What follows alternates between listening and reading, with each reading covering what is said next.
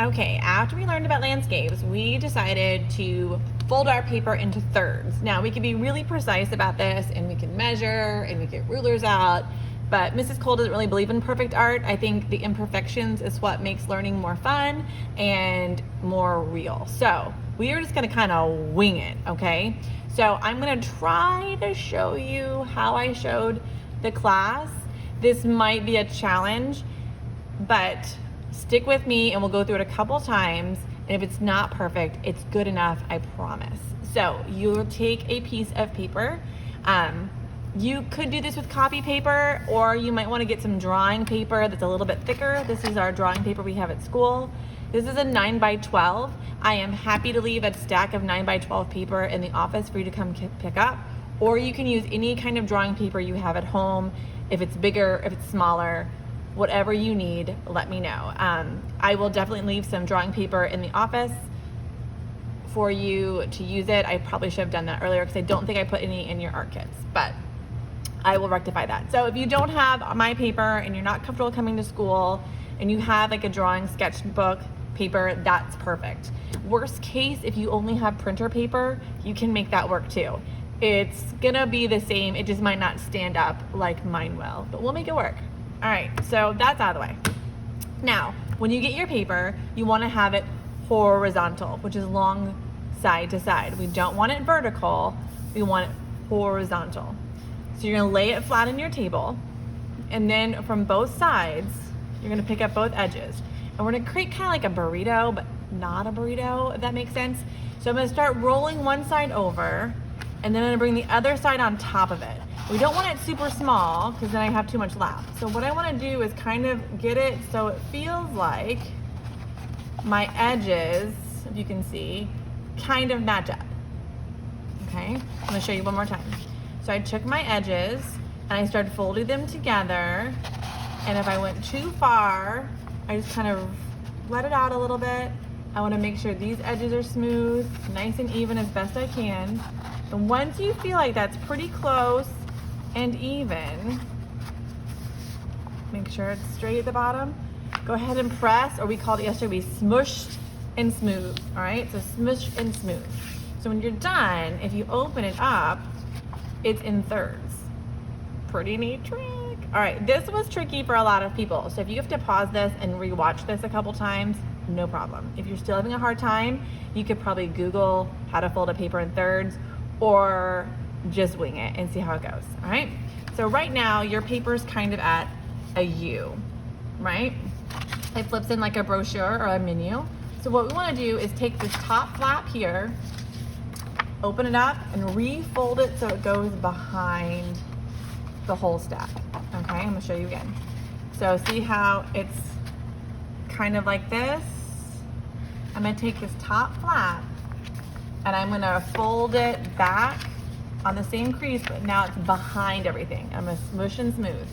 So now my edges, if you can see, look like a Z. If I wanted to, it stands up.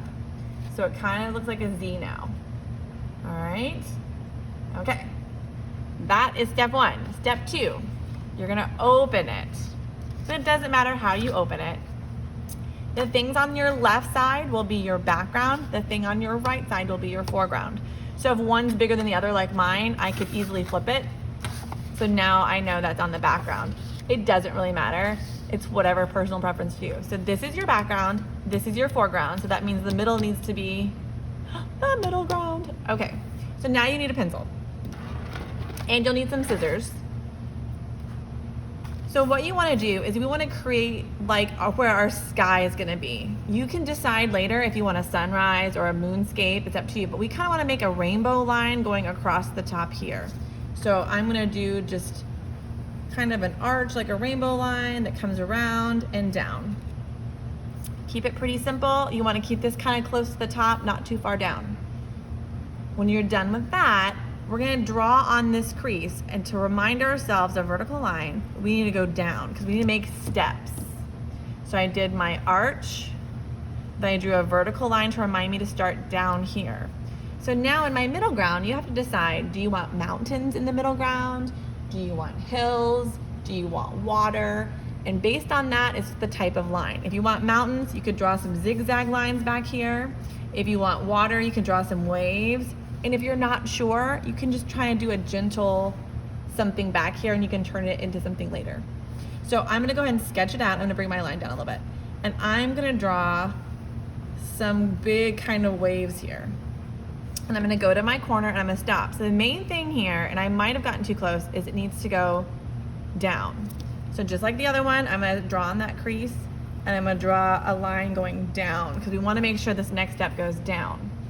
So now this is our foreground, we said. So this is what's gonna be in the front. Maybe you have mountains in the back and you want water in the front. Maybe you know you want flowers or trees. You don't really have to worry too much about that. You don't want mountains in your foreground because that wouldn't really make too much sense probably. So I'm just gonna draw just kind of a loose, gentle curved line here because I'm not sure if I'm putting trees here or water or what yet. So I just did a gentle line. So what you should see is you should see your steps going down. Now I feel like mine right here might be too close. So what I can do is I can draw my line a little bit further and redraw that line. I don't have to erase anything because I'm gonna be cutting this out. So I can decide what I want to stay. Then you're gonna get your scissors, turn your paper over. Remember, we turn our paper, never our scissors. And I'm gonna start gently cutting this out. I can start any side. So I'm gonna cut out right on that line. So when I get to that crease, I'm gonna turn it up and I'm gonna cut straight up that crease.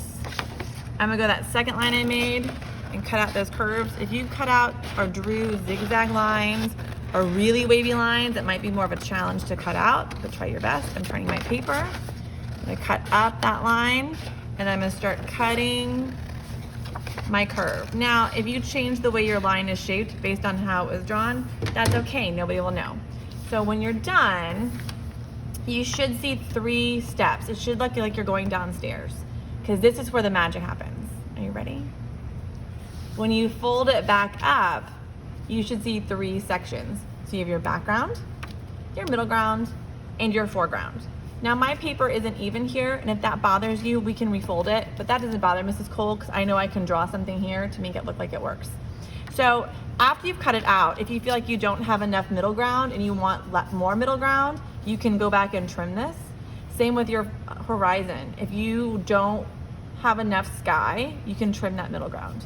So when you're done, it should be able to stand up. You should see your 3 layers, and that's what we did on Tuesday. So get caught up with that, and then let me know if you have any questions with step 1, creating your folded cut paper. I'll make another video to let you know what we did with this paper on Friday.